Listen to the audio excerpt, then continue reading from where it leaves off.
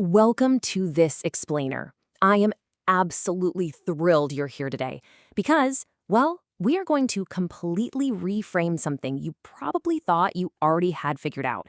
We're talking about mathematics. Now, for a lot of us, math classes back in school felt like, memorizing endless, rigid rules just to pass a test. It felt static. But today, we're going to look at math through a totally different lens. We're going to see it as a vibrant, living journey of discovery. So I want to start by asking you a question right off the bat. Is math a science or is it an art? Take a second and really think about that. Most people immediately say, well, it's a science, obviously. It's numbers, it's exact calculations, it's black and white. But what if I told you that true mathematicians actually think of it as both?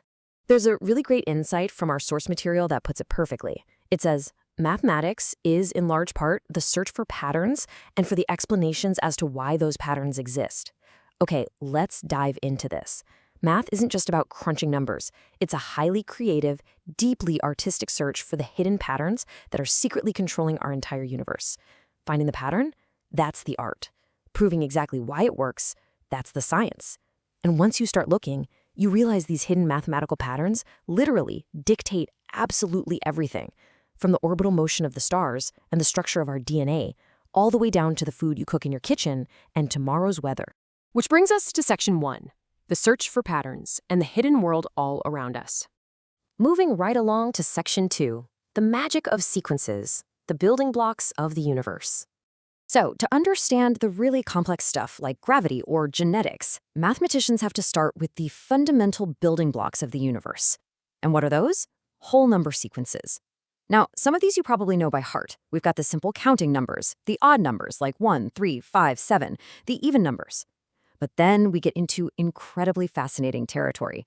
We have triangular numbers, square numbers, cubes, the Virahonka numbers, which go 1, 2, 3, 5, 8, and powers of 2 and 3.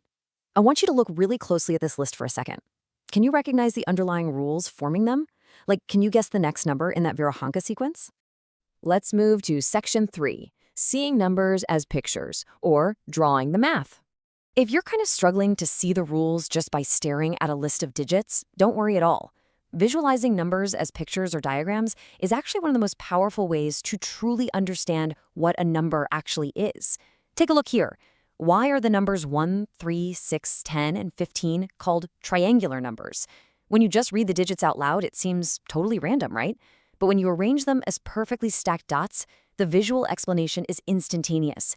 Each number perfectly forms a larger and larger equilateral triangle. You literally just add a new baseline of dots each time. 3 dots total, then add a base of 3 to make 6, then a base of 4 to make 10. It's like a giant puzzle coming together. Now, what's really interesting about this slide is what happens when we compare these triangular numbers directly to square numbers in cubes. Squares are made of perfect grids, right? 1, 4, 9, 16, 25. Cubes take that exact idea and push it into 3D. But here is a super fun fact from our source material. The number 36 is almost magical. You can arrange 36 dots into a perfect symmetrical square. But you can also arrange those exact same 36 dots into a perfect triangle. It just goes to show how the exact same number can play totally different structural roles depending entirely on the context. Let's jump to Section 4, surprising mathematical relationships. I like to call this one the magic trick. Okay, we're going to pull back the curtain here and show you how these totally different sequences we just looked at are actually secretly talking to each other behind the scenes. Let's run a quick little experiment together.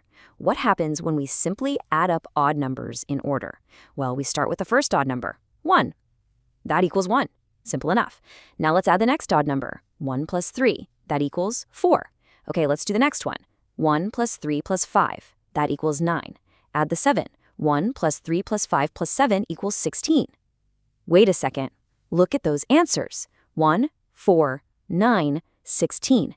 No way. Adding consecutive odd numbers perfectly generates the sequence of square numbers.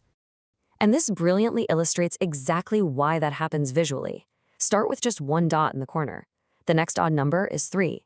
If you take 3 differently colored dots, you can wrap them right around that first dot to perfectly form a 2 by 2 square of 4. The next odd number is 5. Take 5 dots, wrap them perfectly around your 2 by 2 square, and boom, you instantly have a 3x3 square of 9. And the best part is, we can scale this up to see the broader pattern.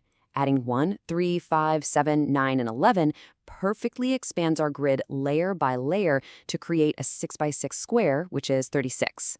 Because this picture can be drawn for a square of literally any conceivable size, it serves as a flawless visual proof that this pattern is going to hold forever, straight into infinity. Let's move to and see how this builds into an entirely new dimension. Up until now, we've been looking at number sequences mostly dealing with amounts of dots. But the exact same logical rules apply flawlessly to shape sequences. When we transition from sequences of simple digits to sequences of 2D and 3D forms, we officially enter the world of geometry. Which brings us to Section 5, Patterns in Shapes, stepping beyond the 1D world. This takes us way, way beyond the one-dimensional line of counting and pulls us deep into visual mathematics, where angles, segments, and polygons rule the day. Notice the incredible variety of shape patterns here. On the left, you see simple sequences like stacked triangles and complete graphs that link points together in these increasingly complex webs. But look over at the right side. We have the sequence of regular polygons, and right above it, this infinitely complex, beautiful fractal structure known as the Koch snowflake. Let's look a little closer at the sequence of regular polygons for a second.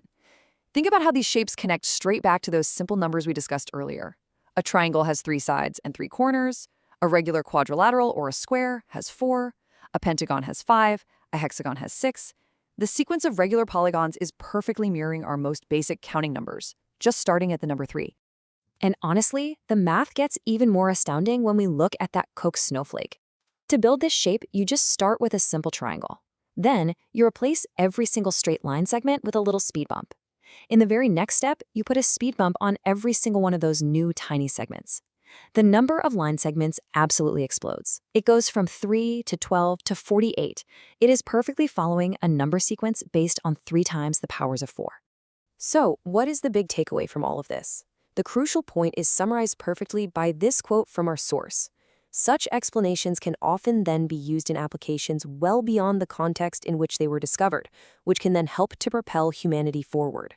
Figuring out why these shapes and sequences do what they do, that is what gives math its true superpower.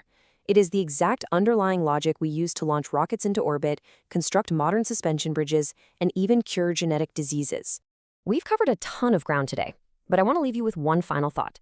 Consider it one final test of your new perspective. Sync back to our visual magic trick with the odd numbers making squares. Based purely on that picture in your mind, wrapping those colored odd dots around the corners to make bigger and bigger square grids. What is the sum of the first 100 odd numbers? I'll let you do the math on your own. But honestly, you don't even need a calculator anymore, do you? Thanks so much for joining me on this explainer, and keep looking for those patterns.